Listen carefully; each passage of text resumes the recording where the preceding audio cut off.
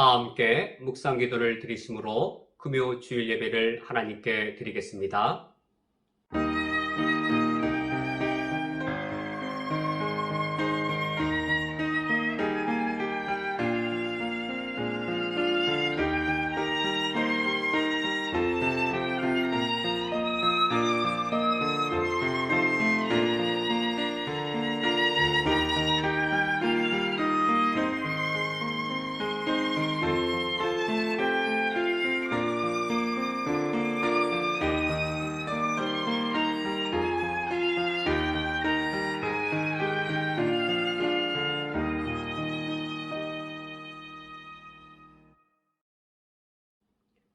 하늘에서는 주 외에 누가 내게 있으리요. 땅에서는 주밖에 내가 사모하리 없나이다. 내 육체와 마음은 쇠약하나 하나님은 내 마음의 반석이시요 영원한 분깃이시라. 하나님께 가까이함이 내게 복이라. 내가 주 여호와를 나의 피난처로 삼아 주의 모든 행적을 전파하리이다. 아멘. 하나님 아버지시여, 예수 그리스도의 구원의 은총을 받은 저희들이 이 자리에 함께 모여 주님을 찬양합니다.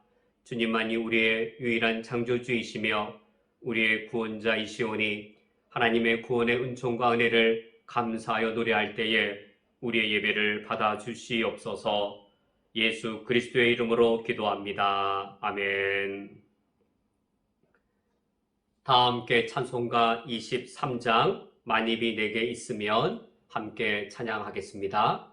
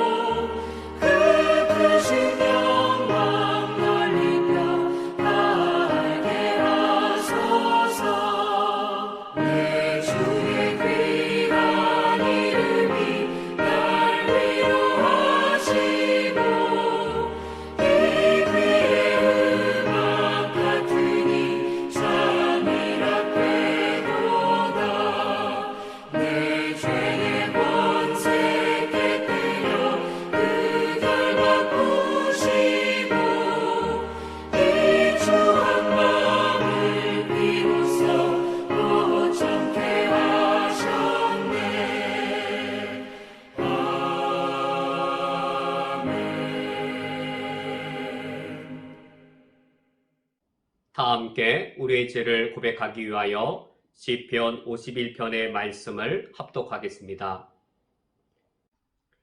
하나님이여, 주의 인자를 따라 내게 은혜를 베푸시며 주의 많은 긍휼을 따라 내 죄악을 지워 주소서. 나의 죄악을 말갛게 씻으시며 나의 죄를 깨끗이 제하소서. 모른 나는 내 죄가를 아오니 내 죄가 항상 내 앞에 있나이다.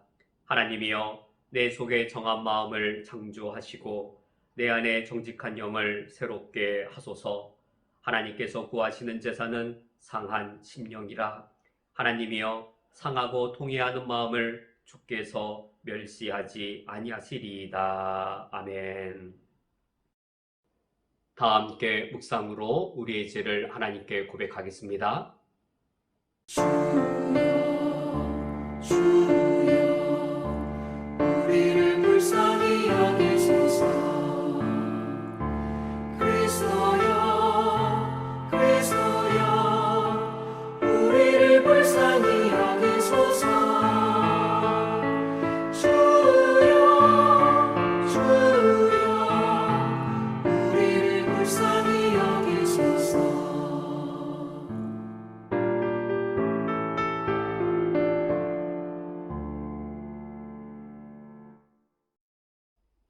하나님 아버지시여, 지난 한 주간의 삶을 돌아볼 때에 주님은 진실로 우리에게 은혜가 풍성하신 하나님이십니다. 우리에게 일용할 양식을 공급해 주시고 우리 가정을 안전하게 보호해 주시며 어려움과 아픔이 있을 때마다 우리에게 위로자와 우리의 돕는 자와 우리의 지키는 자가 되어 주셨습니다. 또한 우리가 주님께 범한 모든 죄악들을 주님께서는 다 용서해 주셨습니다. 이처럼 우리를 향한 하나님의 은혜는 풍성하였으나 오히려 저희들이 하나님의 은혜에 대하여 은혜의 배반자요 은혜를 무시한 자로 있사오니 우리의 죄악을 용서하여 주옵소서. 지금까지 우리가 살아온 것 하나님의 은혜이며 나 홀로 살아갈 수 없음을 잘 알고 있음에도 여전히 죄악의 쓴뿌리가 우리의 안에 있어서 나 홀로 주님 없이 살고자 합니다. 이런 저희를 용서하여 주시옵소서. 이제는 하나님을 위하여 이웃을 사랑하며 살아가야 할진대 여전히 자기중심적이며 이기적이며 탐욕스럽사오니 저희들을 불쌍히 여겨 주시옵소서. 예수 그리스도의 십자가의 은총으로 우리 죄를 사하여 주시옵고 부활의 새 생명으로 우리 안에 의로운 생명을 새롭게 해 주시옵소서. 내 안에 거하시는 성령으로 인하여 우리가 의를 사모하며 거룩을 도모할 수 있도록 인도하여 주옵소서. 이제는 은혜 받은 자답게 살아갈 수 있도록 인도하여 주옵소서. 내 생명이 주의 소유입니다. 하나님이 나에게 주신 손과 발과 나의 지체들은 의의 병기입니다. 주님이 나에게 맡겨주신 재물들은 나의 소유가 아니라 우리들은 재물의 청지기입니다. 이제는 하나님을 위해 살겠습니다. 이웃을 위해 살겠습니다. 나의 소유로 나를 위해 살지 아니하며 하나님의 나라와 이웃과 난민들을 위하여 함께 나누며 살겠습니다. 이런 새로운 다짐을 하며 우리의 죄를 용서해 주시기를 하나님께 간구하오니 이 시간 예수 그리스도의 은총으로 우리 죄를 사하여 주시오며 성령의 능력으로 우리를 예수 그리스도의 의의 도구로 삼아 주시옵소서. 예수 그리스도의 이름으로 기도합니다. 아멘. 성시교독 하겠습니다. 교독문 6번 시편 10편을 교독하겠습니다. 여호와여 일어나옵소서. 하나님이여 손을 두옵소서. 가난한 자들을 잊지 마옵소서.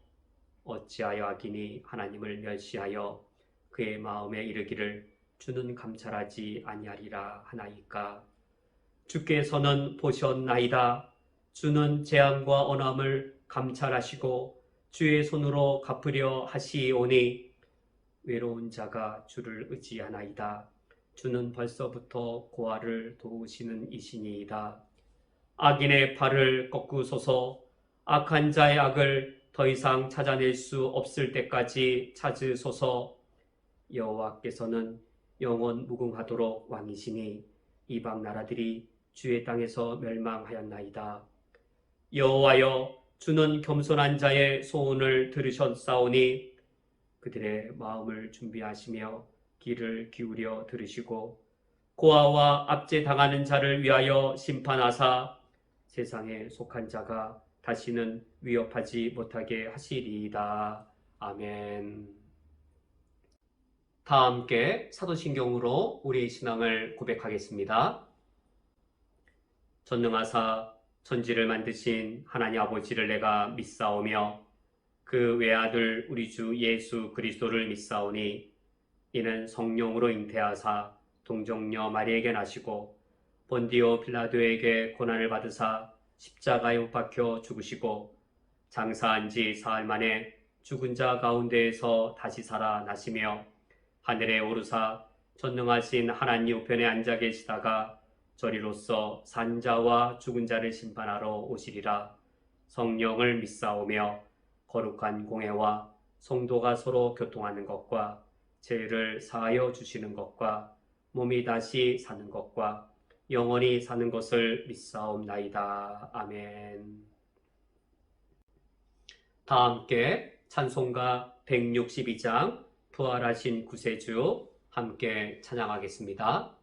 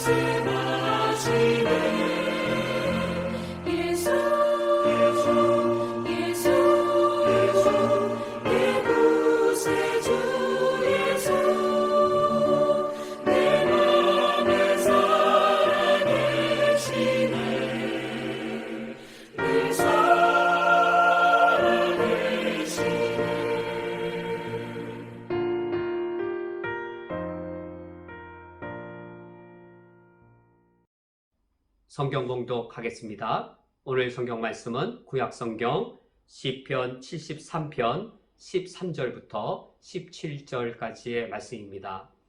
오늘 성경 말씀을 제가 봉독해 드리겠습니다.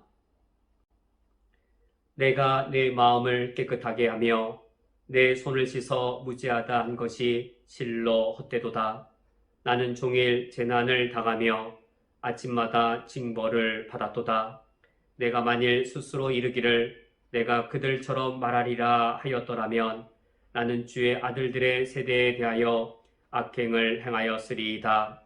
내가 어쩌면 이를 알까 하여 생각한즉 그것이 내게 심한 고통이 되었더니 하나님의 성소에 들어갈 때에야 그들의 종말을 내가 깨달았나이다. 아멘. 다 함께 기도하고 말씀을 듣겠습니다. 하나님 아버지시여, 주께 가까이함이 내게 복이 오니 오늘 주의 말씀을 들으며 우리 영혼이 주께 가까이 나아가 주님의 임재를 충만히 누리는 복된 시간이 되게 하여 주옵소서. 예수 그리스도의 이름으로 기도합니다. 아멘. 우리 그리스도인들은 이 땅을 살아가면서 때로는 내가 알고 있는 하나님과 지금 내가 겪고 있는 현실이 너무나도 달라서 당혹스러울 때가 있습니다. 만약 내가 하나님을 잘못 알고 있기 때문에 이런 일이 발생한다면 그런 경우는 사실상 문제가 되지 않습니다. 그런데 내가 하나님을 바르게 알고 있는데 내 현실이 그 하나님의 하나님 되심을 부인한다면 우리의 당혹감은 매우 커지게 됩니다. 하나님은 선하시고 하나님은 사랑이시며 하나님은 정의로우신 분이시다라고 내가 하나님을 바르게 알고 있습니다. 그런데 나의 현실 속에서 하나님의 선하심과 주님의 정의로우심이 이루어지지 아니할 때 오히려 하나님의 공평과 하나님의 정의가 무시당하는 일들이 내 삶에 일어날 때 우리는 너무나도 당혹스러움을 겪게 됩니다.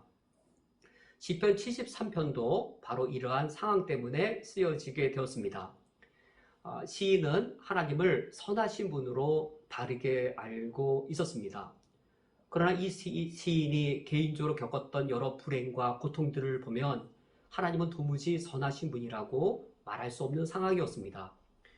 시편 73편 1절에 이 시인은 먼저 하나님을 선하신 분으로 고백하고 있습니다.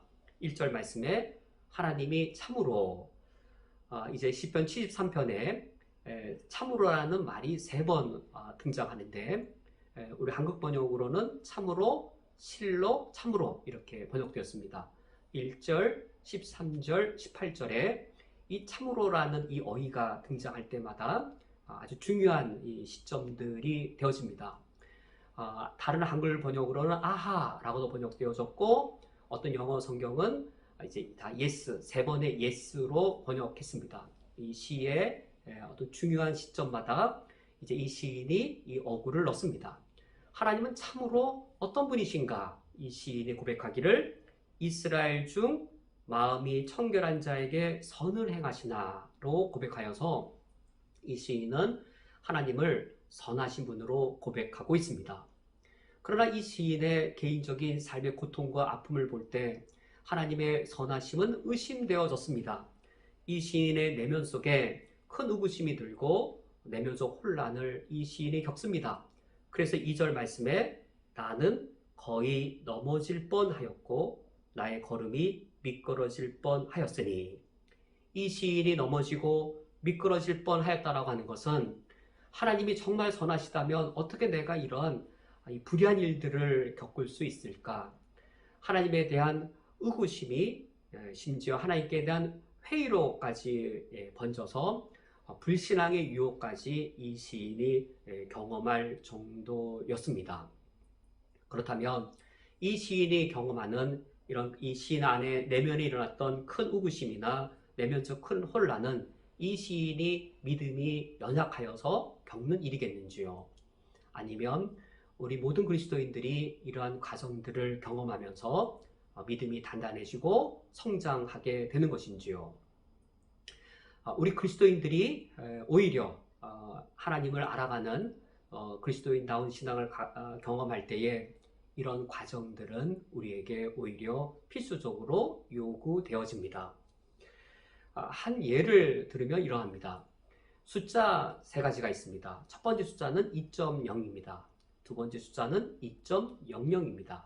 세 번째 숫자는 2.000입니다. 이 세 숫자는 같은 숫자일까요? 다른 숫자일까요? 2.0, 2.00, 2.000. 이 세 숫자는 크기에 있어서는 다 동일합니다. 그런데도 불구하고 다른 점이 있습니다. 똑같은 크기임에도, 그래서 똑같은 숫자 2를 가리킨다는 사실에서 똑같지만 2를 가리킴에 있어서 정확도가 다 다릅니다. 우리가 하나님을 알아간다 할 때 하나님은 선하시다, 하나님은 사랑이시다라고 하는 숫자 2는 똑같지만 2.0, 2.00, 2.000이 그 정확도가 다 다른 것처럼 하나님은 사랑이시고 하나님은 선하시다라고 하는 같은 사실을 우리가 알고 있더라도 우리는 그 넓이와 그 깊이에 있어서 우리가 차이가 있게 마련입니다. 우리가 하나님의 그 이 선하심과 하나님의 사랑이심을 알아갈 때에 아무런 혼란과 내면에 아무런 의구심 없이 이루어지는 경우도 있겠지만 우리가 하나님을 더 깊이와 넓이로 알아가기 위하여 이런 결정적인 이런 과정들이 우리에게 요구되어지기도 합니다. 그래서 시편 73편을 연구한 한 분은 이런 과정을 인터림 서스피션이라는 이 어구로 잘 표현했습니다. 인터림 서스피션, 어떤 중간의 의혹, 어떤 임시적인 중간 단계를 거치는 의혹, 이런 표현을 적절하게 잘 사용했습니다. 하나님은 선하시다라고 우리가 이제 믿고 있다가 하나님은 선하신가? 라고 의구심을 갖고 있다가 하나님은 선하시다라고 고백하게 되는 것이죠. 결국은 같은 사실입니다. 처음에 하나님은 선하시다라고 알고 있다가 마지막에도 하나님은 선하시다로 똑같은 사실을 알고 있지만 중간에 하나님은 선하신가?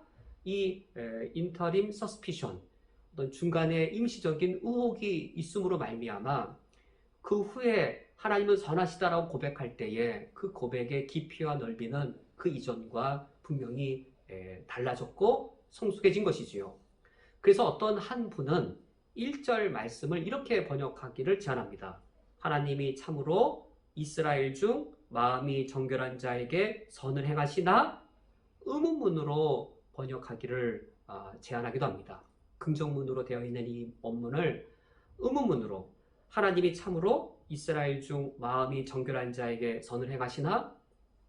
우리에게 하나님을 아는 지식, 같은 지식이지만 우리가 이 땅을 하나님을 바르게 섬기려고 하면 할수록 이런 의문을 피할 수가 없습니다.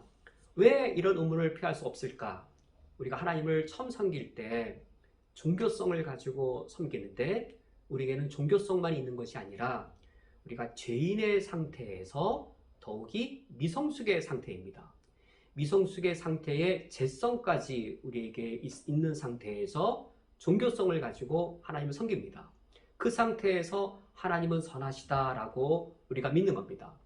종교성으로 하나님을 섬기는 것만으로도 부족한데 여기에 미성숙까지 있고 심지어 죄성까지 있어서 하나님의 선하심을 이해하는 것이 충분하지 않고 또는 하나님의 선하심을 바르게 이해함에 있어서 오히려 걸림돌도 있게 되었습니다. 그러나 이런 인터림 서스피션, 임시적인 중간의 의구심들, 내면적인 혼란들을 겪으면서 하나님은 선하신가? 그 의구심을 거친 이후에 하나님은 선하시다라고 우리가 새롭게 고백하게 될 때 그것을 우리가 하나님을 전혀 몰랐던 걸 알게 되는 것이 아니라 이미 알고 있는 하나님에 대한 신앙 고백이 새롭게 되어져서 하나님을 더욱더 알게 되는 것이죠. 우리가 그 사실을 욥기를 통해서도 우리가 발견하게 됩니다. 욥기의 그 이 40장에 이르는 그 이 긴 이 장들 42장이라고 하는 그 긴 분량이 이 인터림 서스피션의 그 과정들입니다. 욥은 의로운 자였고 그는 불의를 저지르지 않았습니다. 그 상태로 시작하여서 무려 40장이라고 하는 긴 분량 동안 인터림 서스피션을 이 욥이 경험합니다. 그리고 욥기 마지막 장, 욥기 42장 5절에 가서 욥이 회개하면서 이렇게 고백을 합니다. 내가 주께 대하여 귀로 듣기만 하였사오나 이제는 눈으로 주를 배움나이다. 하나님에 대한 내면적인 혼란과 갈등들을 욥이 매우 당혹스러운 가운데 겪지만 결국 욥이 모든 일이 다 끝난 이후에 이 귀로만 들었던 하나님, 그러나 이제 눈으로 하나님을 더욱더 명확하게 아는 것으로 욥기가 끝나게 되어집니다. 우리가 오늘 시편 72편을 살펴보면서 우리가 하나님에 대한 선하심, 하나님과의 어떤 분이신가, 우리가 어떤 깊이와 넓이로 하나님의 선하심을 더 알아가야 되는지를 살펴보도록 하겠습니다. 그러면 왜 이 시인은 하나님의 선하심에 대해서 이처럼 크게 당혹하게 되었는지요? 그 이유는 이 시인이 악인의 형통함을 목격했기 때문입니다. 이 시인이 3절에서 이렇게 말합니다. 이는 내가 악인의 형통함을 보고 오만한 자를 질투하였음이로다. 악인의 형통함을 볼 때에 이 시인의 마음속에 정말로 하나님이 선하신가? 라는 의심을 갖게 되었습니다. 이 시인이 목격한 악인의 삶, 그것이 4절과 5절에 묘사되어 있는데 4절에 그들은 죽을 때에도 고통이 없고 그 힘이 강건하며 사람들이 당하는 고난이 그들에게는 없고 사람들이 당하는 재앙도 그들에게는 없나니. 이 시인이 악인들의 삶을 볼 때에 형통한 삶을 그들이 누리고 있었습니다. 4절과 5절에 보면 이 악인의 삶에 세 가지가 닥치지 않았습니다. 어떤 세 가지인가요? 4절에 고통이 없고 5절에 고난이 없고 재앙도 없나니. 그들에게는 이 세 가지가 없는 형통한 삶이었습니다. 특별히 5절에서는 고난과 재앙을 어떠한 고난, 어떠한 재앙이라고 이 시인이 묘사하고 있는지요. 고난에 대해서는 사람들이 당하는 고난, 재앙에 대해서도 사람들이 당하는 재앙, 사람들이 당하는 고난, 사람들이 당하는 재앙, 모든 사람들이 다 겪는 아픔과 슬픔들을 이 악인들만큼은 겪지 않은 것입니다. 사람들이 당하는 고난이 그들에게는 없고 사람들이 당하는 재앙도 그들에게는 없나니. 모두가 다 겪는 슬픔과 아픔과 불행들이 그들을 피해가는 것처럼 이 시인의 눈에 보였습니다. 만약 이 악인들이 악을 해가면서도 젊었을 때는 이처럼 평안하게 사는 것처럼 보였을지라도 최소한 죽기 1년 전만이라도 아주 몹쓰고 고약한 질병에 걸려서 고생을 하다가 험악하게 죽게 된다면, 그런 모습을 마지막에라도 보게 된다면 우리의 마음이 조금이라도 시원할 것입니다. 그러나 이 시인이 목격한 악인의 최후는 그렇지 않았습니다. 이 4절 말씀에 그들은 죽을 때에도 고통이 없고 그 힘이 강건하여. 이것이야말로 우리 모두가 다 바라보는 형통한 삶이 아니겠는지요.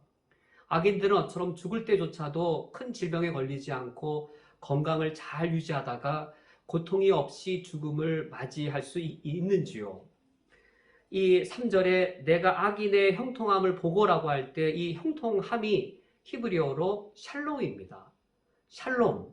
이 샬롬이야말로 의인에게 어울리는 것 아닌지요. 하나님이 진실로 선하시다면, 선하신 하나님이 오늘날 이 현실에 살아계시다면 샬롬이야말로 의인의 샬롬, 의인이 누려야 될 샬롬이 아니겠는지요. 그런데 오히려 이런 악인들이 이러한 샬롬을 누리고 있다면 하나님이 살아계시지 않거나 그 하나님은 결코 선하다라고 말할 수 없는 것이 아니겠는지요. 이것이 이 시를 당혹스럽게 만드는 것이었습니다. 악인들은 샬롬을 누리고 있는데 이 시인이 7절에서 악인이 누리는 샬롬을 한 가지 더 이렇게 묘사합니다. 7절에 살찜으로 그들의 눈이 솟아나며 그들의 소득은 마음의 소음보다 많으며. 7절 상반절의 이 묘사는 상당히 재미있으면서도 이 비유적인 이 묘사인 것이지요. 그들이 얼마나 잘 먹고 호요식을 했는지 온몸이 살찌다 보니 어디까지 살쪘냐면 눈꺼풀까지 살쪄서 그들의 눈이 솟아날 정도로까지 그들은 호요식하고 잘 먹고 잘 살았습니다. 그들은 얼마나 돈을 쉽게 벌었는지 그들의 소득은 마음의 소원보다 많으며 많은 사람들이 한 달에 1,000만 원 벌기를 애써 힘들여서 겨우 벌까 말까 할 정도인 것을 이들은 손만 대며 그들이 원하는 건 몇 곱절이나 쉽게 많은 돈들을 이 재물들을 긁어 모았습니다.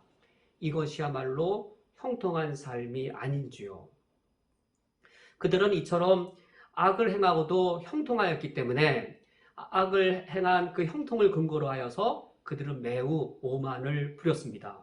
그래서 3절에 이미 그들을 이렇게 말한 것이죠. 이는 내가 악인의 형통함을 보고 오만한 자를 질투하였음이로다. 이들이 자신의 악행에도 불구하고 그들은 형통하였기 때문에 그들의 건강과 그들의 많은 재물의 근거에서 거만을 부리고 오만을 부렸습니다. 그들의 거만과 오만이 6절에 묘사되어 있기를 6절에 그러므로 교만이 그들의 목걸이요 강포가 그들의 옷이며 그들의 목걸이와 옷, 그들의 치장한 것들을 볼 때 교만으로 목걸이처럼 치장하고 있었고 그들이 입고 있는 옷은 아주 포악한 이 폭력, 강포가 그들이 입고 있는 옷이었습니다. 그들은 말을 할 때도 얼마나 거드름 피우면서 오만을 부렸는지 8절과 9절에 그들은 능욕하며 악하게 말하며 높은 데서 거만하게 말하며 어떻게 말을 할 때도 굳이 그렇게 악하게 말할 필요가 있겠는지요?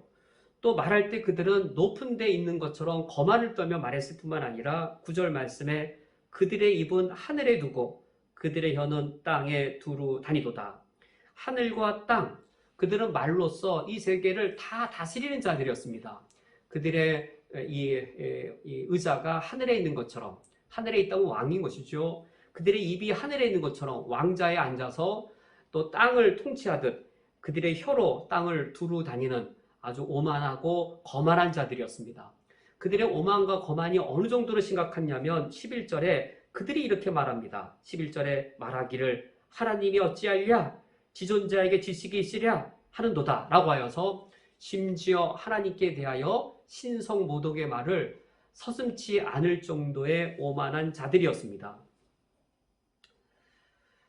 이들이 이와 같이 오만하며 신성모독을 하는 악한 자들이라면 그런데 하나님이 선하셔서 살아계시다면 이들의 삶은 망해야 될 터인데 오히려 그렇지 않았습니다.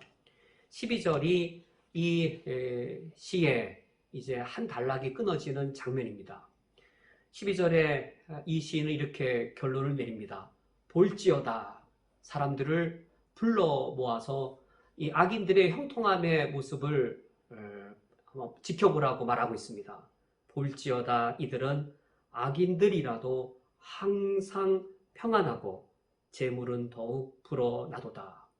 어쩌면 그들은 이처럼 몸도 건강하고 삶의 고통과 또 고난도 없어서 평안할 뿐만 아니라 재물도 이처럼 불어나서 유복하고 풍족한 삶을 잘 살고 있는지요.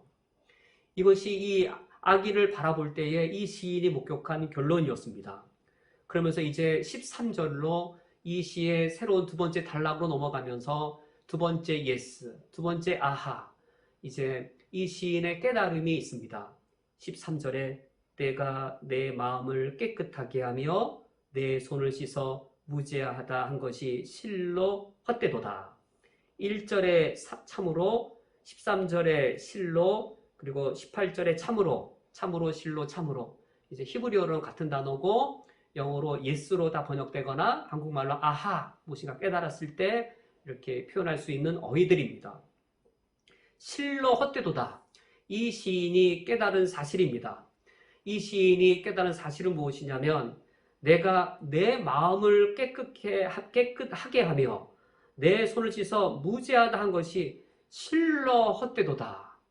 내가 하나님을 믿는 사람이기 때문에 양심을 지키고 살았고 법도를 지키며 살았는데 그게 다 무슨 소용이 있느냐? 실로 헛되도다 라고 이 시인이 새로운 깨달음을 얻게 되어집니다. 오히려 14절에 보면 나는 종일 재앙을 당하며 아침마다 징벌을 받았도다. 이 시인은 오히려 악인의 형통에 비하여 의인의 이 고난을 겪을 뿐이었습니다.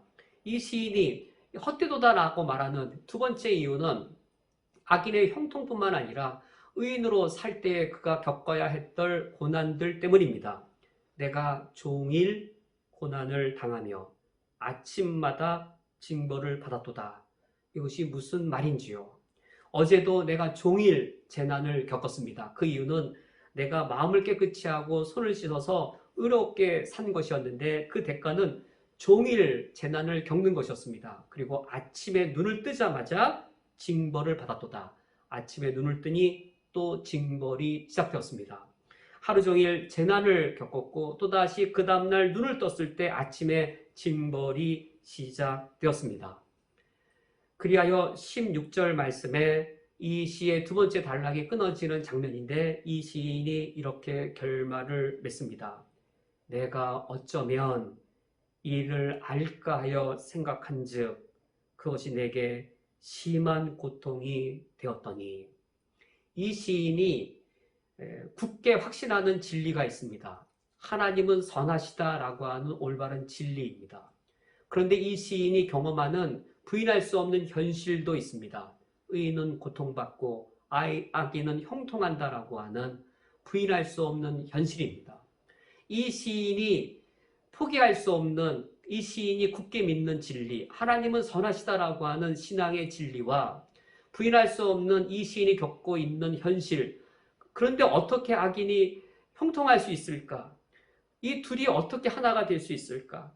이 현실이 이처럼 악인이 형통하는 것이고 의인이 고통을 겪는 것이라면 어떻게 하나님이 살아계셔서 선하다고 말할 수 있을까? 그러나 내가 믿는 하나님 진실로 선한 것이 맞는데 그렇다면 어떻게 악인이 이처럼 형통하며 의인은 고난을 겪어야 하는가? 내가 어쩌면 이를 알까 하여 생각할수록 그것이 이 시인에게 심한 고통이 되었습니다. 이 심한 고통 속에 한편으로는 이 시인의 마음속에 하나님께 대한 엄청난 실망, 또 한편으로는 하나님을 더 이상 믿지 않고자 하는 불신앙의 유혹, 한편으로는 이것이 매우 크게 있어서 내가 넘어질 뻔하였고 내가 미끄러질 뻔하였다라고 이 시인이 고백할 정도였습니다. 그러나 이 시인은 하나님의 선하심을 부정할 수도 없었고 그렇다고 해서 내가 겪고 있는 이 재난과 징벌의 현실, 그것을 그가 벗어날 길도 없었습니다. 그리하여 이 시인이 심한 고통 중에 있었습니다. 이 심한 고통, 그것이 인터림 서스피션입니다. 어떤 중간적인 어떤 의심, 의혹, 인터림 서스피션. 이 임시적이겠지만 중간적인 이러한 중간 상태로서의 우리의 당혹감, 이것은 우리의 믿음이 없어서 우리 믿음이 나약해서 겪는 것이라기보다도 종교성 차원에서, 그러나 그럼에도 불구하고 종교성뿐만 아니라 우리에게는 연약함이 있고 미성숙이 있고 심지어 우리는 죄인이기까지 한 상태에서 하나님이 선하시다는 사실을 알 때에 우리는 그 사실을 충분히 알아듣지 못합니다. 종교성으로 하나님을 믿을 때, 더욱이 죄성과 미성숙을 겪을 때 하나님의 선하심이란 고작 내 몸을 건강하게 해주시고 내 사업 잘 되게 해주시고 그래서 내가 손을 대는 곳마다 이 재물이 번성하게 되고 내가 살아가는 곳에 고난도 없고 고통도 없고 재앙도 없는 내 삶이 잘 되는, 그것이 하나님의 선이라. 내가 하나님을 잘 믿었고 믿음을 지켰고 양심을 지켰고 내가 바르게 살았으니 하나님의 그 샬롬은 의인의 샬롬이다라고 믿는 것을 넘어서지 못했을 겁니다. 하나님의 샬롬을 내 몸이 건강하게 되고 이 땅에서의 일들이 순탄하게 순조롭게 잘 되는 것, 그 정도를 우리는 하나님의 샬롬이라고, 내가 의인이 되었을 때 누릴 수 있는 하나님의 샬롬이라고 우리는 이해하는 정도였을 겁니다. 이 상태에 있을 때에 이 시인이 심한 고통을 겪었고 내가 이를 어찌알랴 하여서 이 시인이 미끄러질 뻔할 정도의 심각한 어려움까지 놓이게 되었습니다. 이제 17절 이하로 넘어갈 때 이 시인은 드디어 하나님 아버지 앞에 새로운 깨달음을 얻게 되어집니다. 이를 어찌 알까 하다가 이 시인이 드디어 이 진리를 새롭게 깨닫게 되어집니다. 17절 이하의 말씀을 통하여 그 사실을 계속하여 살펴보겠습니다. 이제 이 시인은 참된 형통에 대하여 무엇이 참된 형통인지를 깨닫게 됩니다. 17절 말씀에 하나님의 성소에 들어갈 때에야 그들의 종말을 내가 깨달았나이다. 이 시인이 이제 드디어 새롭게 깨닫게 됩니다.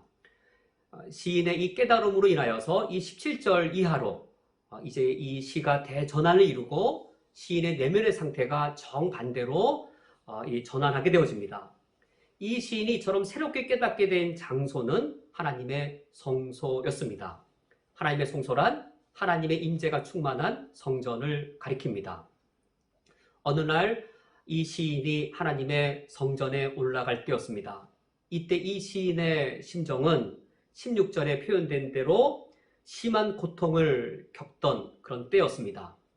하나님이 선하시다면 어떻게 악인이 이 세상에서 저처럼 형통할 수 있을까? 의인은 어떻게 저렇게 고통 중에 버려질 수 있을까? 이 의문으로 고통하는 중에 하나님의 충만한 임재 앞에 섰을 때 이 시인이 드디어 깨닫게 됩니다. 17절 말씀에 따르면 그들의 종말을 내가 깨달았나이다. 그들의 종말이란 악인의 종말입니다. 이 시인은 악인의 종말을 이미 언급했습니다. 4절에서 악인의 종말을 이미 언급했습니다. 그들은 죽을 때에도 고통이 없고 라고 하여서 악인의 종말을 이미 언급했습니다. 악인들은 살아 생전에도 고난이 없고 재앙이 없을 뿐만 아니라 죽을 때에도 고통이 없다라고 악인의 형통을 말하였는데 악인의 육신의 죽음이 그렇다면 그들의 종말이 아니란 것인지요. 시인은 깨닫습니다. 육신의 죽음이 악인의 종말이 아니란 사실을 깨닫게 됩니다. 그러므로 악인들이 이 땅에서 고난도 없고 재앙도 없고 죽을 때조차 육신의 고통 없이 죽는 죽음이 형통한 삶이 아닌 것을 깨닫습니다. 진정한 종말은 죽음 이후에 있는 것이죠. 이 시인이 죽음 이후를 생각할 때 하나님의 충만한 임재 앞에 서서 죽음 이후를 생각할 때 드디어 악인의 형통이 참된 형통이 아닌 것을 깨닫습니다. 오히려 18절 말씀에 주께서 참으로, 이 참으로란 말 드디어 세 번째로 쓰였습니다. 1절에 참으로, 13절에 실로, 18절에 참으로. 히브리어로는 다 같습니다. 영어로는 예스로 다 번역되어지거나 한국어의 아하, 어떤 새로운 깨달음을 가졌을 때 아하로 번역되어질 수 있는 세 번째입니다. 이 시인이 깨닫게 된 사실은 18절에 주께서 참으로 그들을 미끄러운 곳에 두시며 파멸에 던지시니, 이 18절에 그들을 미끄러운 곳에 두셨다라고 하는 이 말은 의도적으로 사용되어진 어휘인데 2절에서 이 시인이 자기 자신에게 적용했던 말입니다. 하나님께서 나를 미끄러운 곳에 두셨나? 내가 거의 넘어질 뻔했고 내 걸음걸이가 미끄러질 뻔했다라고 하나님이 나를 미끄러운 곳에 두신 것 같았는데 이제 역전되어집니다. 실제로 하나님이 미끄러운 곳에 두신 것은 의인이 아니요 악인이었습니다. 이 땅에서 악을 행하여도 형통한 삶을 보고는 악을 행해도 된다라고 여기고 계속 악을 행하는 것, 그것이야말로 악인이 미끄러운 곳에 있는 것이고, 그리고 파멸에 던지시니 하나님이 악인을 형통 가운데 놓으신 것이 아니라 그래야 실상은 하나님께서 악인을 파멸 가운데 던져 놓으신 것이었습니다. 그리고 19절 그들이 어찌하여 그리 갑자기 황폐하게 되었는가? 놀랄 정도로 그들은 전멸하였나이다. 이것은 바로 죽음 이후에 악인에게 닥칠 그들의 최후를 가리키는 것이었습니다. 살아 생전에 그들이 어떻게 살았던들 그들은 죽음 이후에 하나님의 심판을 피할 수 없을 겁니다. 그들은 황망하게 황폐하게 될 겁니다. 그리하여 이 살아 생전의 삶을 20절에서 이 시인은 대단히 재미있는 비유로 이렇게 말합니다. 주여 사람이 깬 후에는 꿈을 무시한 같이 주께서 깨신 후에는 그들의 형상을 멸시하시리이다. 악인이 이 땅에서 형통을 누리던 그 삶은 마치 꿈속에서 꿈꾸는 것에 불과한 것이라고, 죽음 이후에 하나님 아버지 앞에 섰을 때 그때 아무리 꿈에서 그들이 무슨 꿈을 꿨든지 그것들은 다 허망한 것들이 될 것이라고 지금 이 시인이 비유적으로 말하고 있습니다. 20절 하반절에 그들의 형상을 멸시하시리이다란 말도 이 시인이 의도적으로 선택한 것인데, 3절에 이 시인은 과거에 악인의 형통함을 보고 질투까지 하였습니다. 그러나 그것은 꿈과 같이 허망한 것은 진실로 멸시받을 만한 것에 불과합니다. 이 시인이 하나님의 충만한 임재 앞에 서서 악인의 형통이 참된 형통이 아닌 것을 어떻게 깨닫게 되었는지요. 죽음 이후에 하나님의 심판을 생각할 때 악인의 형통은 오히려 형통이 아니라 파멸의 하나님이 던지신 것이었습니다. 이제 22절에 이 시인이 자기 자신에 대하여 깨닫게 됩니다. 22절에 내가 이같이 우매 무지함으로 주 앞에 짐승이오니, 이 땅의 삶이 전부인 줄 알고 이 땅의 삶의 이 관점에서 형통을 생각할 때 이 시인의 판단은 마치 짐승과도 같이 우매하고 무지한 판단에 불과했습니다. 우리 인간은 종교성을 갖고 있고 더군다나 우리 인간은 미성숙과 그리고 재성까지 갖고 있는 그런 우리 존재들입니다. 이런 상태로 하나님은 선하셔서 내게 형통한 삶을 주신다라고 할 때 우리 판단력은 주 앞에 짐승과도 같은 우매무지한 판단으로 하나님의 선하심과 하나님의 형통케 하심을 판단할 수 있습니다. 그때 이 시인은 무엇을 형통으로 여겼던 것인가요? 무엇을 부러워하였나요? 무엇을 질투했나요? 악인의 건강함이었습니다. 악인의 삶에 고통이나 재앙이 닥치지 않는 것이었습니다. 악인이 사업을 하면 그들이 소환한 것보다 더 많이 물질적으로 번성하는 것이었습니다. 눈꺼풀이 살찔 정도로 허위호식하는 삶을 사는 것, 그것이 형통한 삶으로 보였습니다. 그런 판단이 바로 주님 앞에 짐승과도 같은 판단인 것이죠. 우리가 예수 그리스도를 믿고 나서도 종교성에 매여서 우리가 하나님의 선하심과 하나님의 형통케 하심을 우리가 이해한다면 주님 앞에 짐승과 같이 우매하고 무지한 것처럼 우리가 번성하고 번영하고 건강하고 이것 정도를 하나님 아버지 앞에 이 형통한 삶으로 우리도 요구하고 하나님 아버지 앞에 번민과 갈등을 겪을 수 있습니다. 그러나 이제 죽음을 생각한 이후에 이 시인이 깨닫게 됩니다. 하나님 입장에서는 무엇이 형통일까요? 우리를 건강하게 하시는 것이, 우리를 돈벌이 잘 돼서 번영하게 하시는 것이 형통하게 하시는 것이 아니라 하나님 입장에서 우리를 형통케 하시는 것은 전혀 다른 사실이었습니다. 바로 23절과 24절의 사실입니다. 내가 항상 주와 함께하니 주께서 내 오른손을 붙드셨나이다. 24절 주의 교훈으로 나를 인도하시고 후에는 영광으로 나를 영접하시리니. 24절을 먼저 읽고 23절을 이어서 읽어야 됩니다.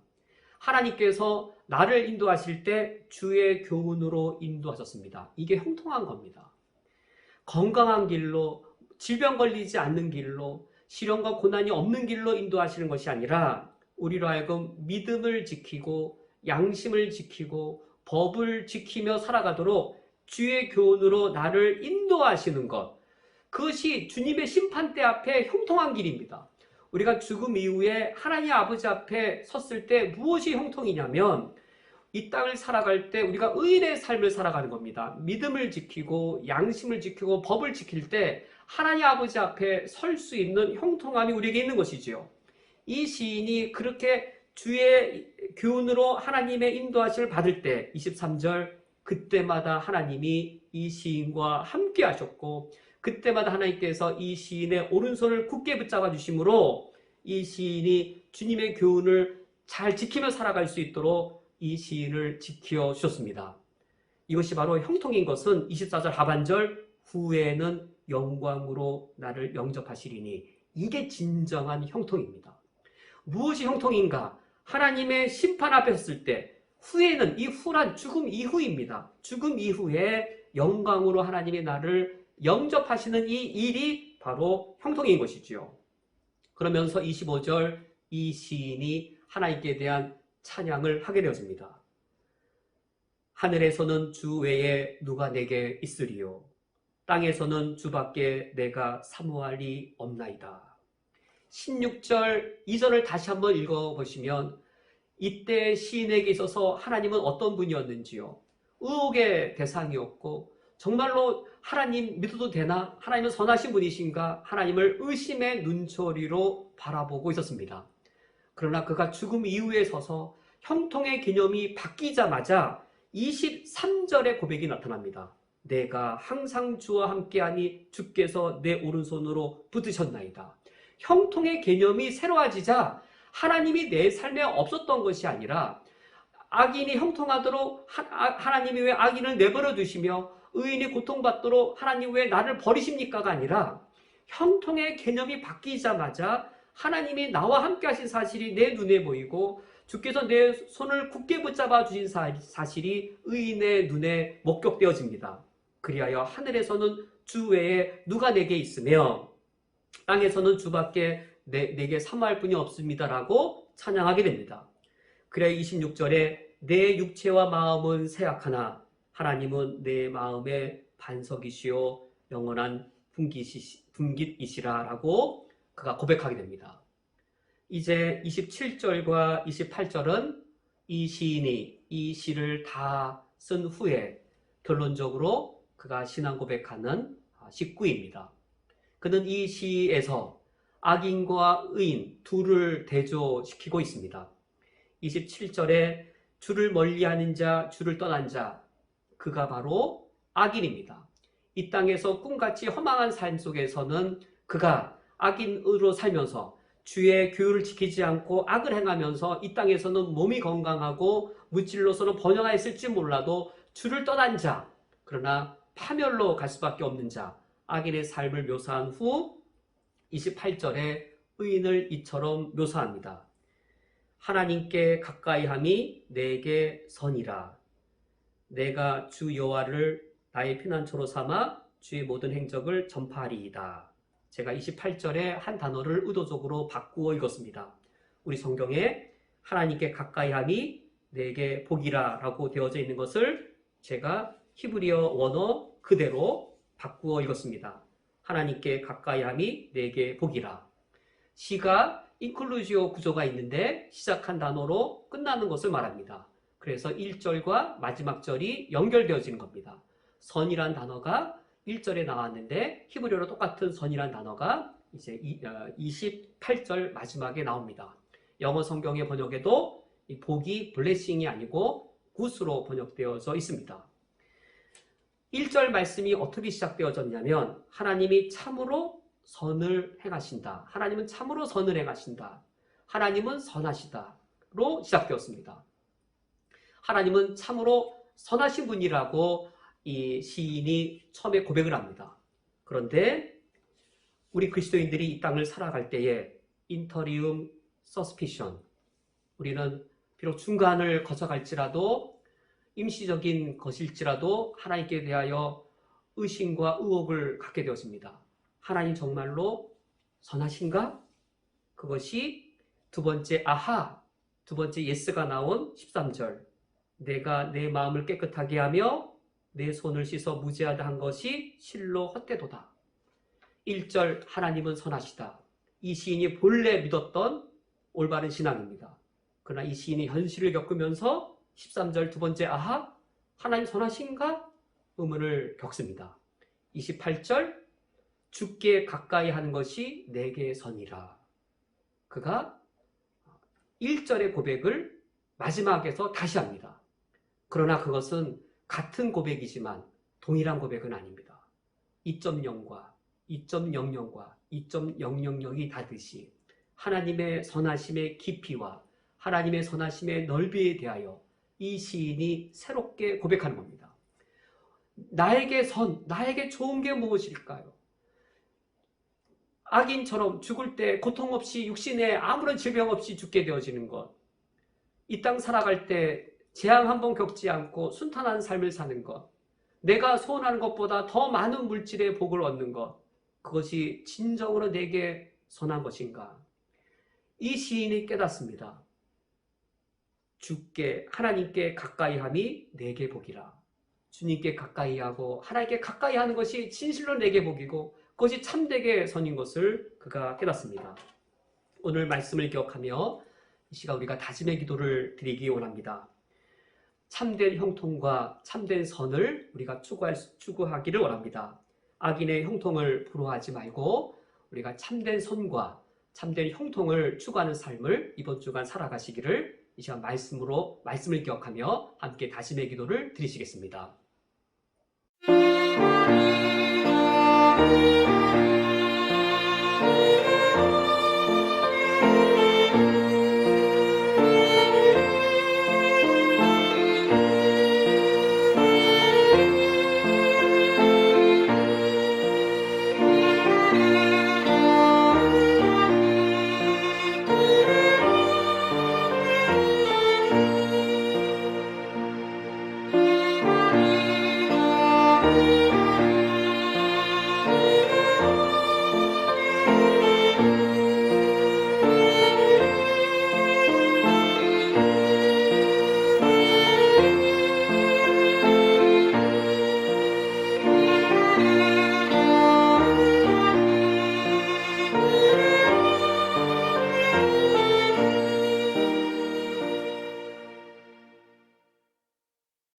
진실로 하나님이시여 하나님께 가까이함이 우리에게 선이며 참된 복입니다.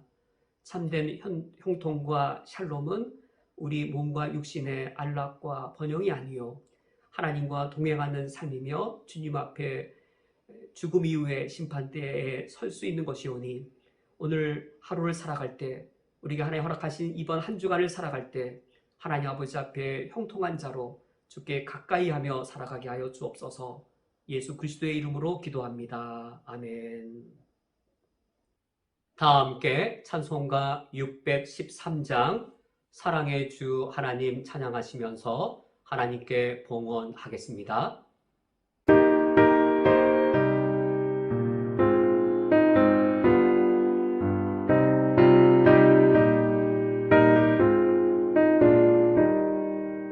사랑의 주 하나님 우리 삶을 주관하시니 말씀으로 우리에게 영원 천국 알게 하소서. 이 세상 사는 동안 주의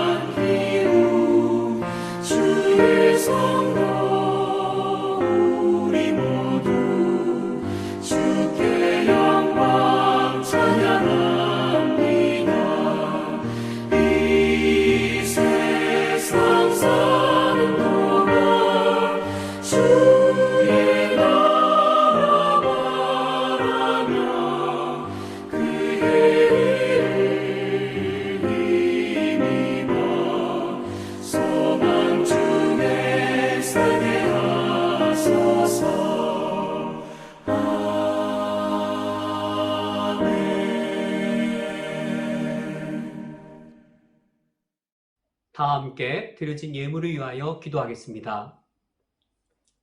이 세상 사는 동안 주의 나라 바라며 그의 의를 힘입어 소망 중에 살게 하소서. 하나님 아버지여, 이와 같이 찬양하며 이 예물을 드려오니 받아 주시옵소서.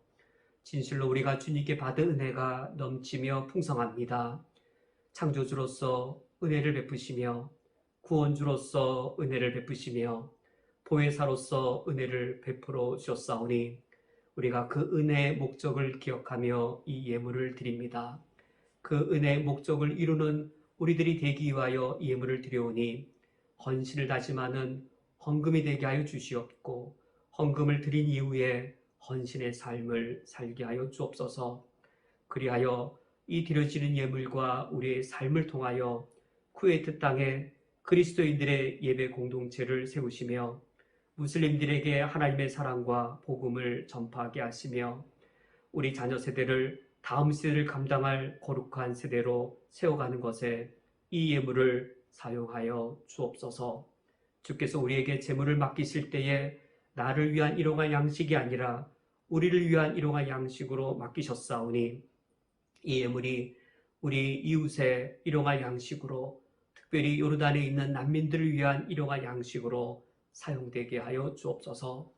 우리의 구주 예수 그리스도께서 우리에게 명령하시고 약속하시기를 너희들이 무엇을 먹을까, 무엇을 마실까, 무엇을 입을까 염려하지 말라. 하나님의 나라와 그의 의를 먼저 구하라.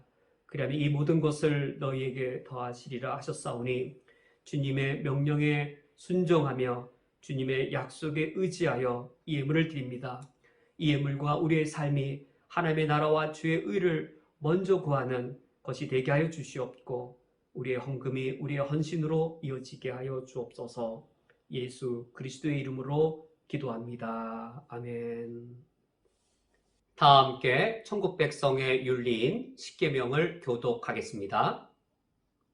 하나님이 이 모든 말씀으로 말씀하여 이르시되 나는 너를 애굽 땅 종되었던 집에서 인도하여 낸 내 하나님 여호와니라. 너는 나 외에는 다른 신들을 내게 두지 말라. 너를 위하여 새긴 우상을 만들지 말고 또 위로 하늘에 있는 것이나 아래로 땅에 있는 것이나 땅 아래 물속에 있는 것에 어떤 형상도 만들지 말며 그것들에게 절하지 말며 그것들을 섬기지 말라. 너는 내 하나님 여호와의 이름을 망령되게 부르지 말라. 안식일을 기억하여 거룩하게 지키라. 내 부모를 공경하라. 살인하지 말라. 간음하지 말라. 도둑질하지 말라. 내 이웃에 대하여 거짓 증거하지 말라. 내 이웃의 집을 탐내지 말라.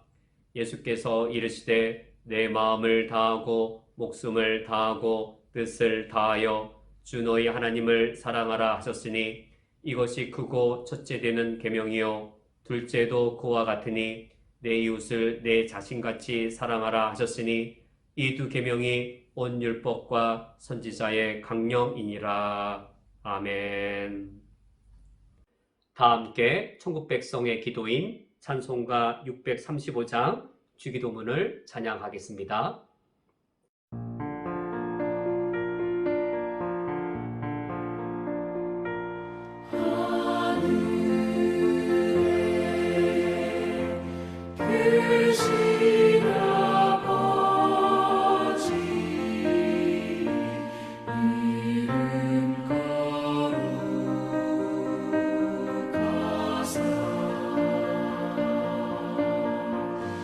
주님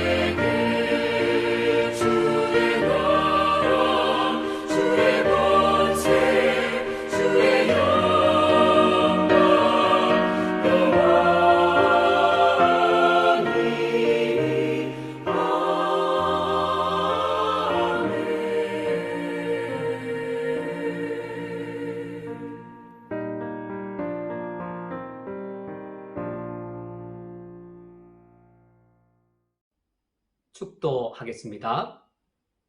지금은 우리 주 예수 그리스도의 은혜와 하나님 아버지의 무한하신 사랑하심과 성령 하나님의 역사하심이 하나님께 가까이하며 주를 섬기기를 다짐하는 쿠웨이트 한인연합교회 위에 각 처소에서 주를 예배하는 모든 주의 권속들 위에 영원토록 함께 있을지어다. 아멘.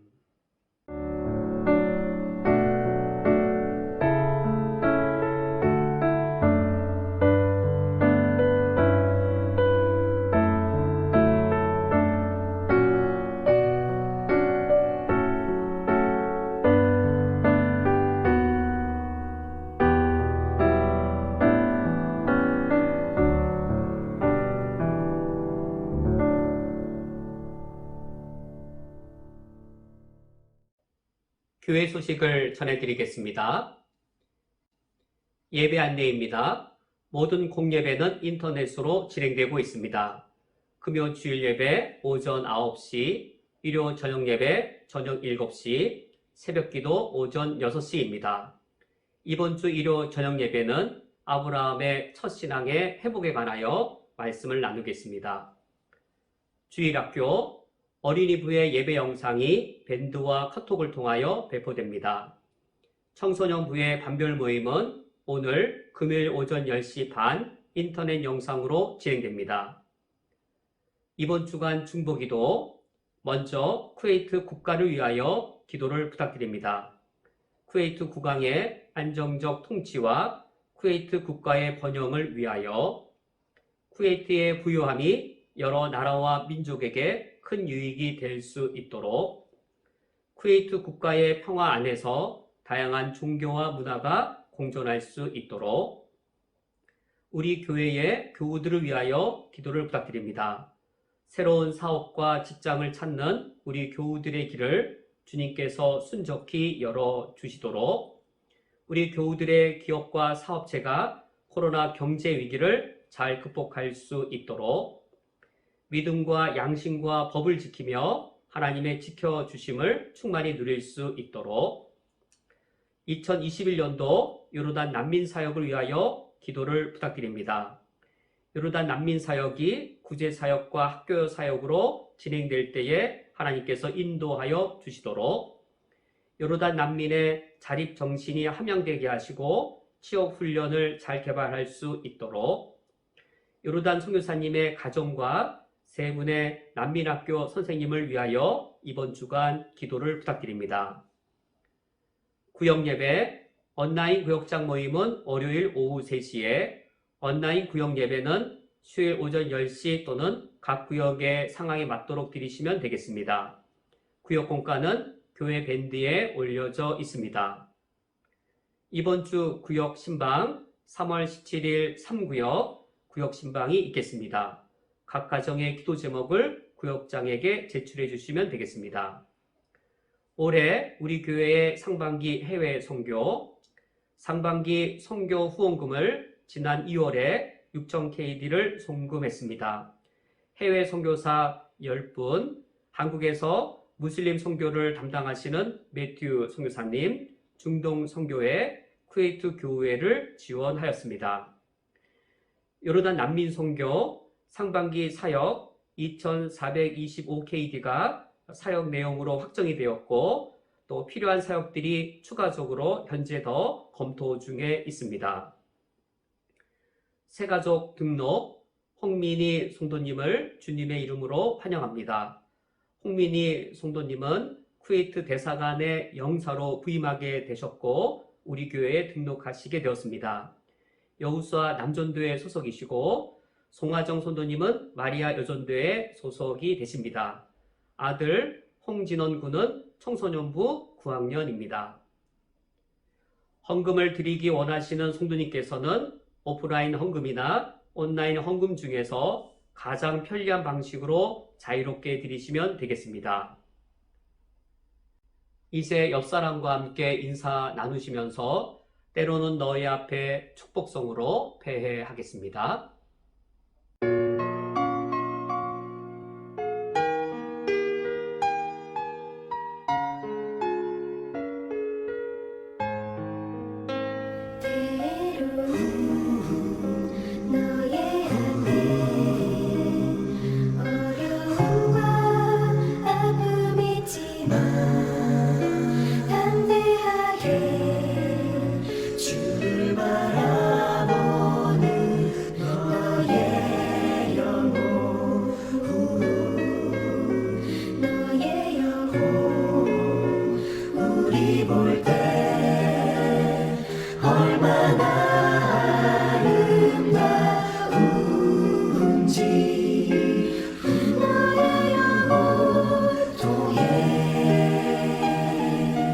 영광 받으시 하나님을 찬양 오 할렐루야 너는 택한 족속이요 왕같은 제사장이며 거룩한 나라 하나님의 소유된 백성 너의 영혼 우리 볼 때 얼마나 사랑스러운지 너의 영혼 통해 큰